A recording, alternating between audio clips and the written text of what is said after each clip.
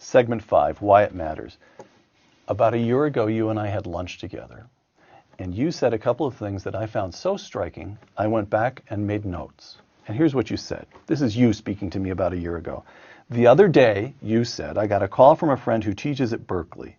He'd been talking with a grad student about developments in physics during the Cold War, and the grad student said, the Cold War? What was that? And then you continued, Yuri, and said, Yuri, I was in my 20s when I joined the dissident movement, and you, me, were in your 20s when you entered the Reagan White House. That makes us members of the last cohort. We're the last ones who remember. How can we tell the story? Why does it matter? What harm would come to them if our children forgot all about it? Well, I'll give you several reasons. One is very simple, the most straightforward, because communism still exists, and exists in very direct form. There are still communist countries in this world, and the most apparent is North Korea, but Vietnam, but China also remains communist country with, let's not have illusions about that. So we do face, the Cold War is not completely over as long as we still have direct presence of communism. Now, it still is present in countries which are post-communist countries and which also spoils a lot of things in our foreign policy, like Russia.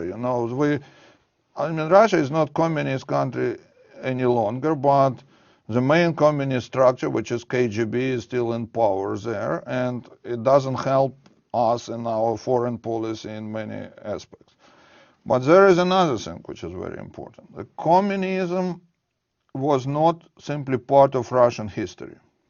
The communism gave us the best example and the most clear example of totalitarian society, in which idea of the big government was developed to its ultimate form, to its extreme.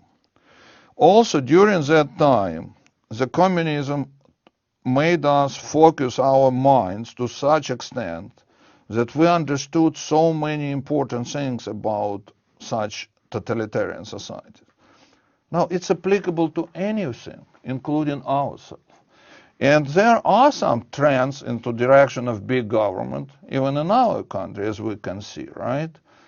If we are not arrogant and snobbish enough to say that what happened in the Soviet Union relates only to Russians and have no possible implication to us, but if instead we become wise enough and start to learn, on the experience of Soviet communism, what those trends are, where can they bring us, etc., it would save us many possible errors even in our domestic policy. So what I'm saying, experience of communism is important in our foreign policy when we deal not only with communism but with many other totalitarian societies like Iran, for example. Mm-hmm.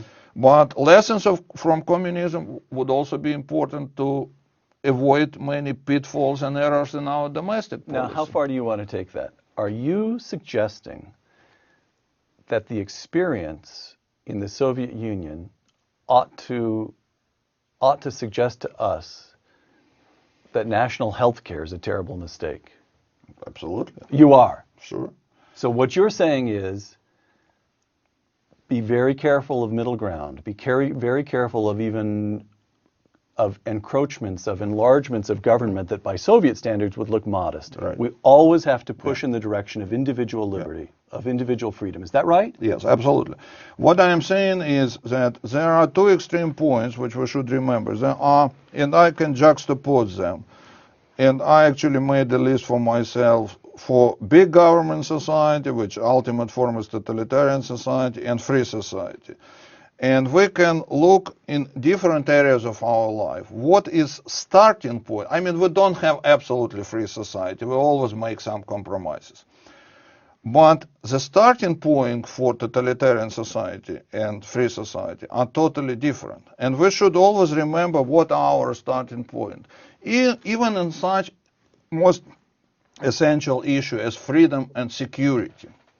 Mm-hmm. Let's state these two fundamental things, which actually contradict each other. We realize that whenever we involve more security, we sacrifice some part of freedom.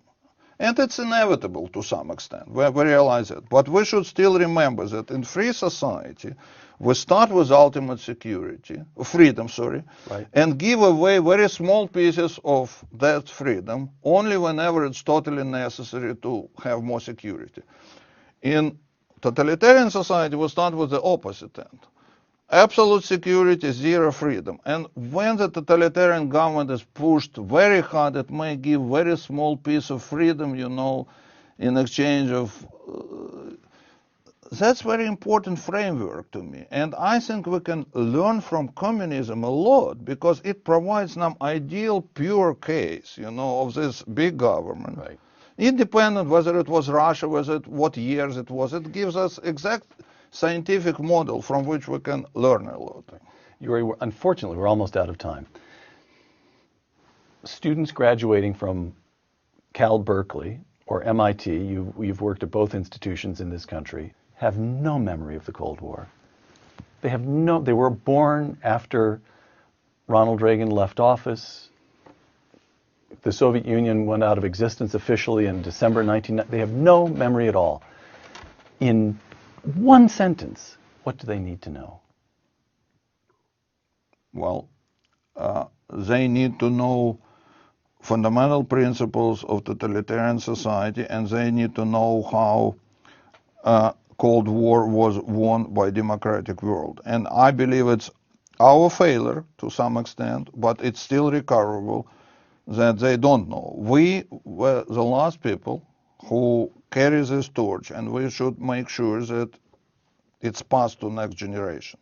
And there were too many forces, Peter, who didn't want and don't want it to happen.